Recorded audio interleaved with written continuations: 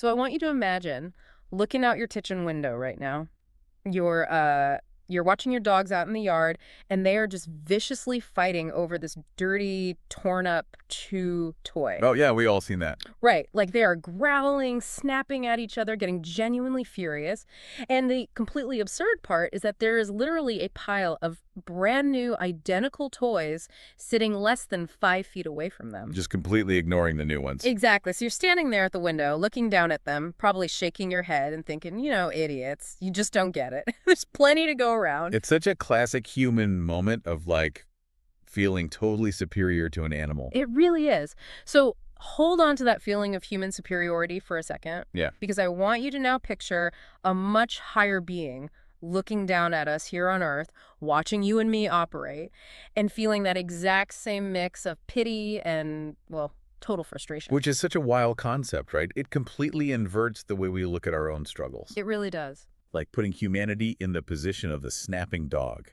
It just strips away all our assumed sophistication. It leaves us completely unaware of our own ridiculousness. Which sets the stage perfectly for today's deep dive. So we are looking at a translated text written by an author named Feng. This piece was published on December 12, 2009, and it goes by the title, No Oppressing and Exploitation in Heaven. Yeah, and on its surface, I mean, it presents itself as this short philosophical critique, right? But underneath, it's actually a highly specific, very mechanical blueprint for spiritual evolution. A literal blueprint. Exactly. It diagnoses what the author sees as the fundamental flaw in human nature, and then it offers this incredibly radical cure. So our mission today is to explore this fascinating philosophy on the hierarchy of consciousness. We're going to unpack how Feng argues that beings move from animalistic instincts up to human behavior, and ultimately to what the text calls a celestial way of living. It's a huge journey to cover. It is. But before we take that plunge, we need to put a very clear disclaimer on the table for you, the listener. This text touches heavily on spiritual, philosophical, and ideological themes. So we want to be absolutely explicit that we are not endorsing any of the viewpoints, religious claims, or community practices mentioned in this text. Right. Our goal here is strictly impartial. Totally impartial. We are just unpacking the ideas contained purely within the source material as a thought exercise. We aren't taking sides here. We are simply reading the map the author drew. And, the value of reading that map really lies in the structural logic of his argument. Yeah. He built a very rigid, honestly fascinating framework for viewing reality.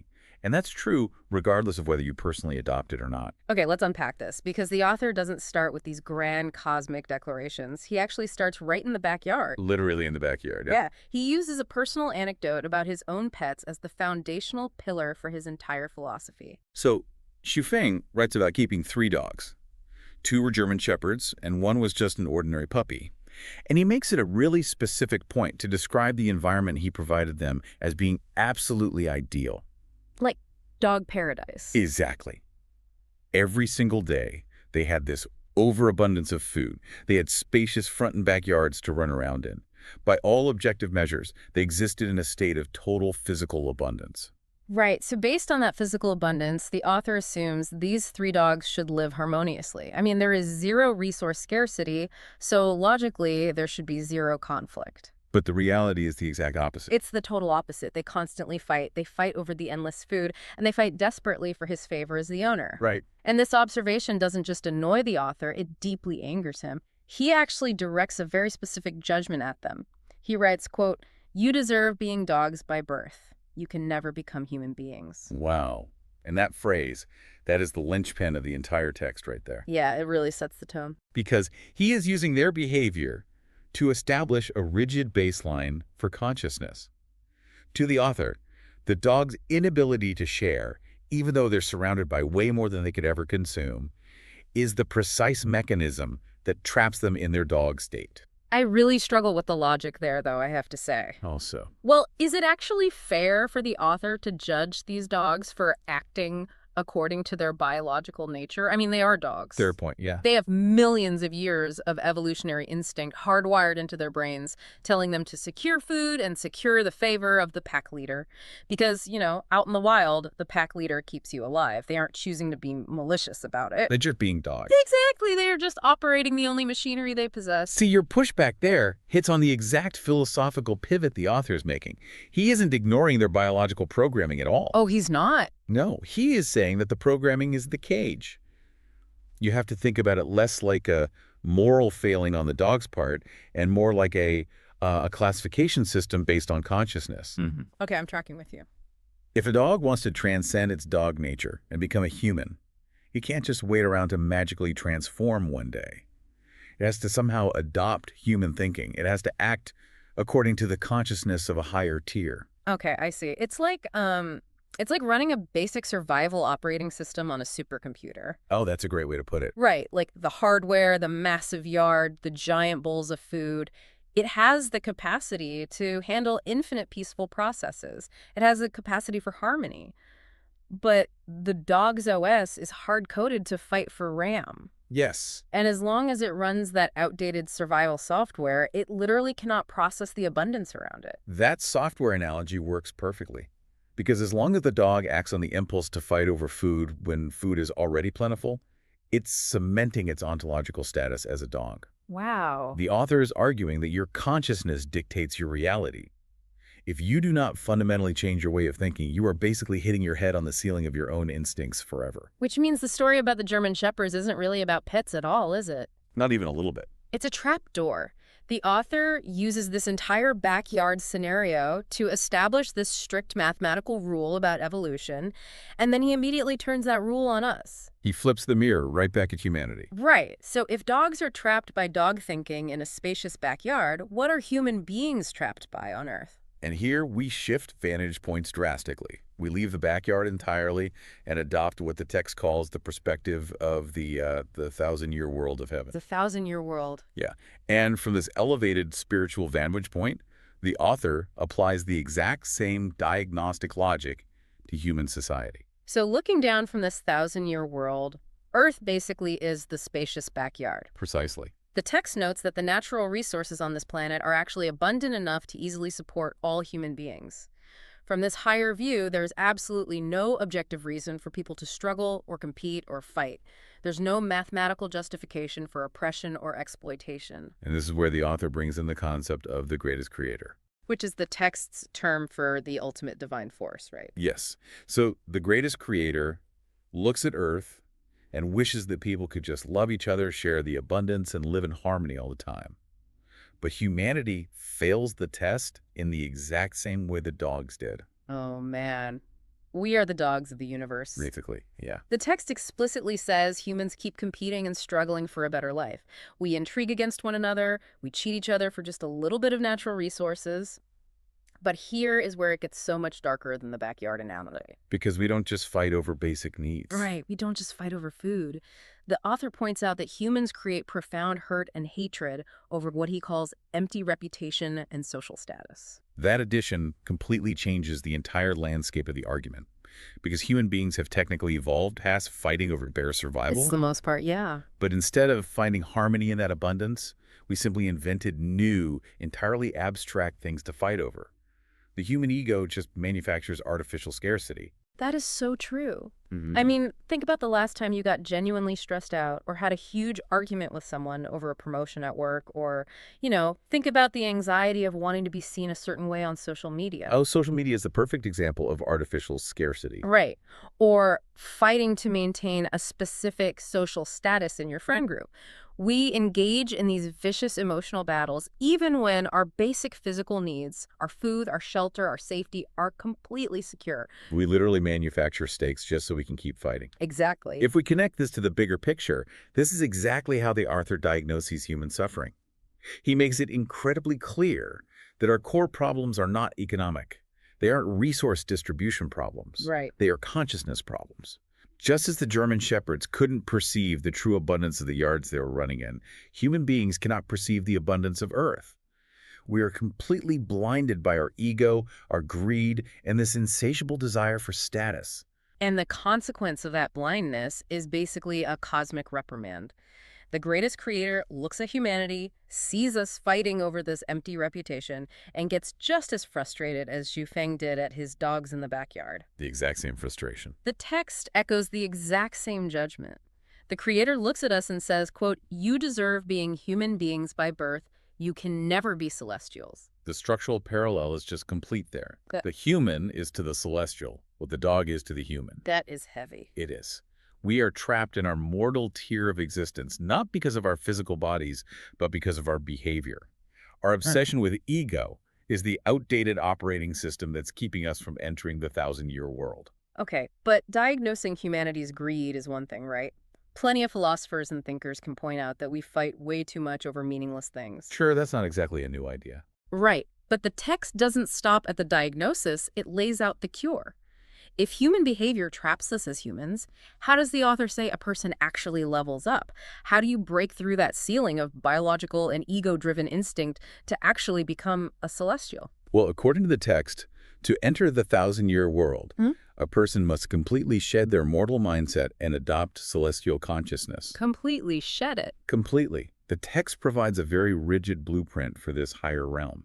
In heaven, there are no unpleasant events at all. There is absolutely no competition and zero exploitation. Sounds nice, honestly. It does. Celestials love each other and live in endless happiness without any limitation. But getting there requires you to follow a very strict, uncompromising set of behavioral and mental requirements. Yeah, the rules are absolute and they are incredibly intense. I was looking over them. Walk us through them. So the text states, you must not compete, struggle, or exploit others. Okay, pretty standard. You cannot restrict the freedom of others under any name. You cannot impose your ideas or your opinions onto others. That one's tough. Very tough. And you cannot bring any spiritual, mindful, or physical harm to anyone. So it basically strips away every mechanism humans use to interact with one another in a modern society. Okay, hold on. Let me stop you right there. So what does this all mean? Because I want to zero in on the final rule the author lists. It is a paradox that honestly breaks my brain a little bit. The unhappiness rule. Yes. The text says, you should not make others feel unhappy in any excuse or any approach. I mean, how is that mathematically possible? It sounds impossible. It does. If I want to leave a conversation but the other person wants me to stay, my leaving makes them unhappy. If I give someone constructive criticism just to help them out, it might temporarily make them unhappy. How can you exist without occasionally causing some sort of friction? This raises an important question, right? Right. Because it sounds impossible entirely because you are still trying to apply a celestial rule to a human operating system. Oh. You are still thinking in terms of individual desires. Your desire to leave, their desire for you to stay. The radical nature of this philosophy is that it isn't just asking for extreme politeness. Right. It's not just a manners class. No, it is demanding the complete and total death of the human ego. The cessation of the self. Exactly that. When the author says you cannot impose your ideas on others or restrict their freedom or make them unhappy under any excuse, he is outlining a state of existence entirely devoid of selfishness. So I can't even have a preference. To follow that rule perfectly, you can no longer have a preference that supersedes another person's comfort. The friction of your existence has to drop to absolute zero. So you aren't just modifying your actions to be a nicer person, you are having to completely rewire your internal consciousness from the ground up. Yes. If you even cause a ripple of unhappiness, regardless of your justification, you are still operating with a human consciousness. You are still the dog fighting over the plastic toy. Celestial consciousness requires a perfect frictionless harmony. Think back to the biological imperative we discussed earlier with the dogs. Right, the survival instinct. To a dog, giving up its food to another dog basically feels like death. It violates its deepest, most primal survival instinct. Oh, wow. I see where you're going. Right. To a human, giving up our ego, our desire to be right, our desire to assert our boundaries or impose our views, that feels like a kind of psychological death to us. It really does. It goes against everything that makes us feel like individuals. But the author is saying that the so-called death of the human instinct is the only way to truly evolve. It's the mandatory toll you have to pay to enter the 1,000-year world. If you retain even a tiny sliver of ego, you are disqualified. Disqualified. Wow. Now, it's one thing to read a utopian philosophy like this as a pure theoretical exercise. Utopias always sound beautifully simple on paper until actual human beings get involved and mess it up. They usually do, yeah. But the text reveals that Feng isn't just writing thought experiments here. He is actively trying to construct this reality in real time. Yeah, the final section of the text completely shifts from the philosophical realm to the intensely practical. The author introduces the real-world application of these celestial rules in his own physical community. He calls it the home without marriage and family of Lifechanyuan. That's right. And the members of this community, they don't just aspire to be celestials one day. They are actively referred to as celestials right now, or Shanyuan cow.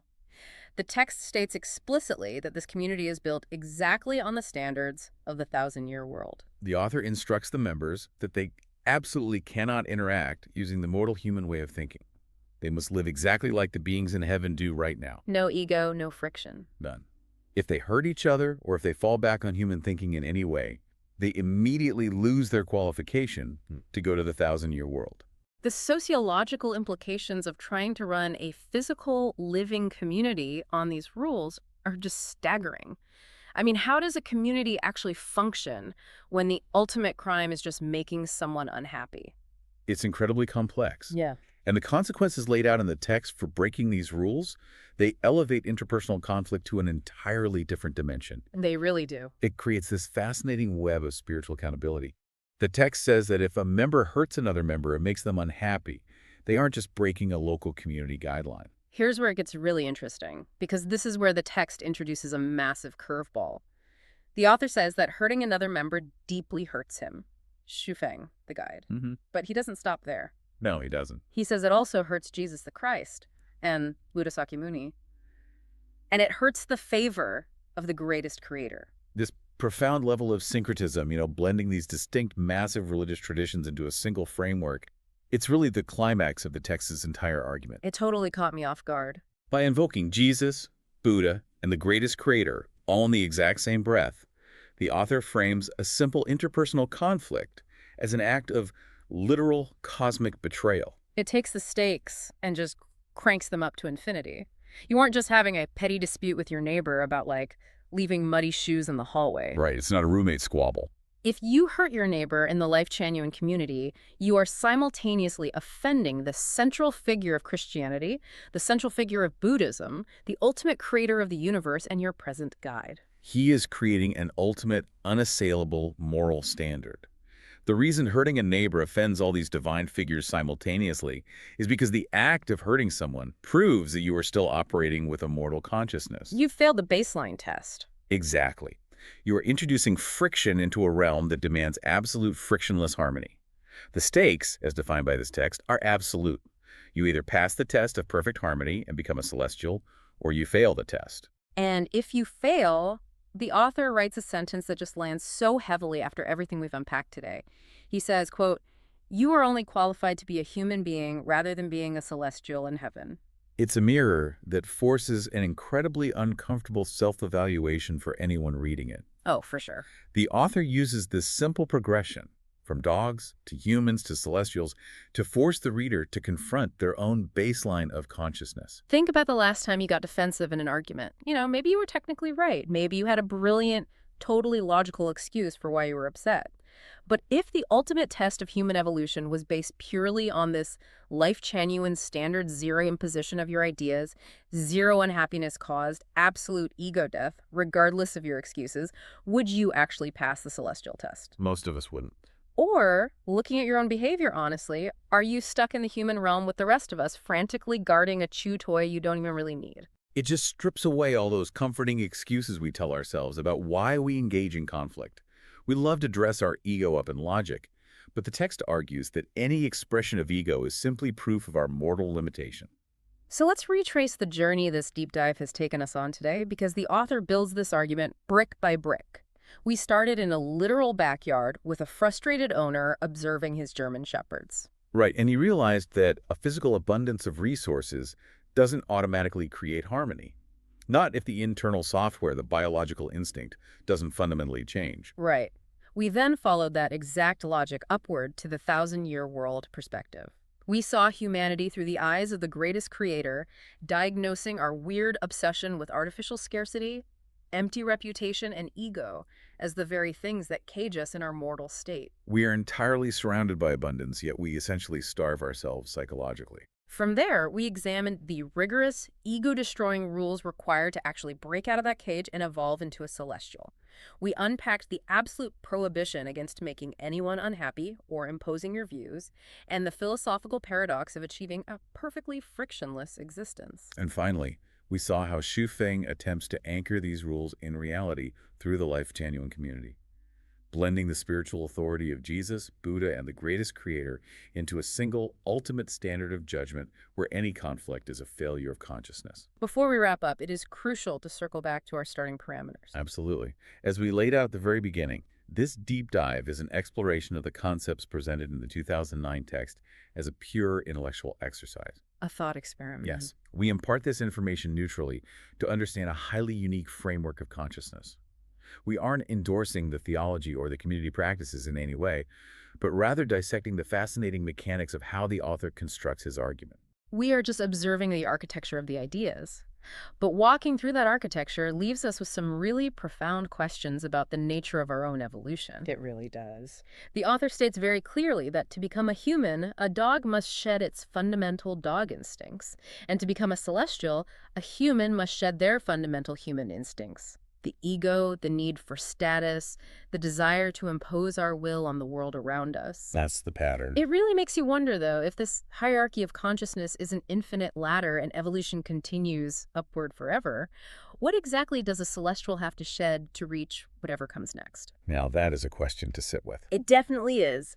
Thank you so much for joining us on this deep dive. Keep questioning the world around you, keep exploring those different vantage points, and we'll see you next time.